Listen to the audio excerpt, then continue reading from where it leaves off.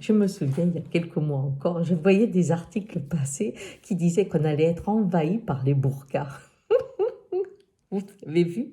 Maintenant, nous sommes envahis par les masques, ce qui nous permet de comprendre que ce costume, hein, prévu par les hommes, eh bien, allait très très bien dans le désert quand il y a des tempêtes de sable, mais qu'avoir un voile sur le bas du visage et sur la bouche, eh bien, n'est pas du tout confortable. Au moins, les hommes comme les femmes, eh bien, nous pouvons être là-dessus beaucoup plus sensibles. Ensuite, ce qui est très étonnant, c'est que on devait faire des manifestations, surtout pas masquées, c'était interdit, vous étiez filmé, donc maintenant les prochaines manifestations pourront être vraiment masquées, bien noires comme ça, personne ne vous reconnaît, ça c'est le bon côté du masque. Mais donc le masque en fait revient et décrit un monde, et à l'heure actuelle il devient aussi étonnant. Pourquoi? Parce qu'il prend la haute couture avec lui. Il prend l'innovation avec des masques aérés, des masques où la bouche peut manger, des masques où la paille peut arriver. Vraiment un truc étonnant. Mais aussi des masques qui sont artisanaux. En fait, l'industrie du masque est là. Et là, ça fait très peur. Pourquoi? Parce que quand quelque chose s'industrialise à ce point, on quitte le système sanitaire pour une protection décoration. Et ça me rappelle un conte étonnant. Et comme c'est dimanche, il est pour vous.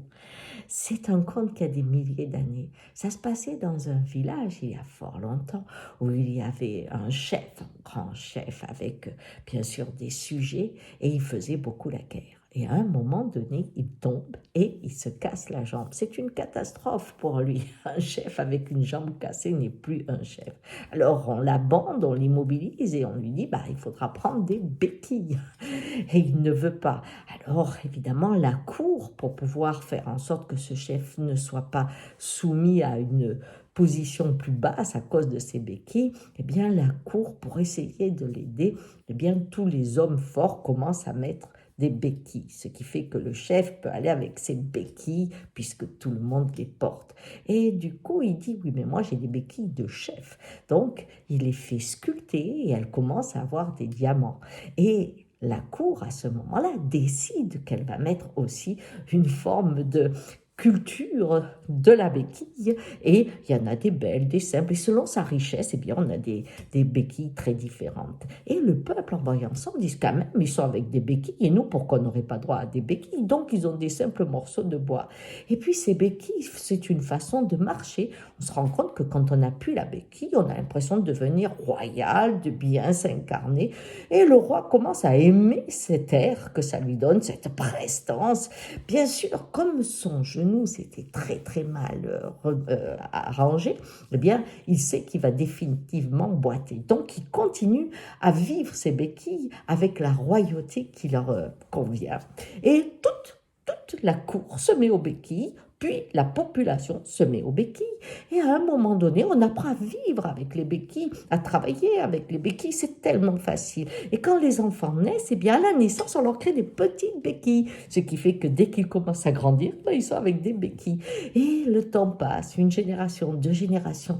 La béquille, il y en a de toutes les formes. On est arrivé à la rendre légère. Et on est dans un peuple de rois. Parce qu'avec ces béquilles, chacun pense qu'il est très, très important. Évidemment, selon la béquille que vous avez, on connaît votre situation financière et votre grade dans la société. Mais on ne sait plus du tout faire autrement qu'avec des béquilles.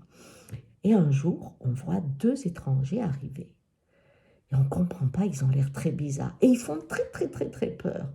Pourquoi? Parce qu'ils n'ont pas de béquilles. Et à ce moment-là, on dit, oh, c'est le mal qui est là. Attention, ils sont dangereux. Et eux, quand ils arrivent dans cet endroit, dans cette ville, ils voient toutes ces béquilles, ils disent, mais oh, c'est extraordinaire, mais pourquoi vous les quittez jamais? Mais si, quand on se couche. Mais comment vous faites, vous, pour pas en avoir?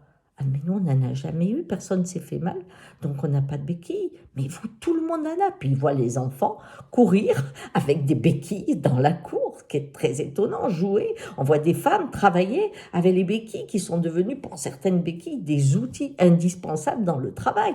Donc, ce monde des béquilles, et les touristes sont très, très étonnés. Ces deux hommes qui se mettent à un moment à danser parce que dans cette population, il y a une femme qui chante très bien. Et donc, ça les fait danser, danser. Et le monde les regarde avec ce corps libre et il décide de les tuer. Voilà. C'est un conte qui m'a toujours profondément touchée. Je vous l'offre aujourd'hui car attention où on va. Un jour, on met quelque chose et puis c'est pour toujours. Et on a fermé un monde à un autre. On s'adapte à tout. Et quand quelqu'un arrive avec encore le goût de la liberté, on n'a plus qu'un choix, le tuer. Ciao!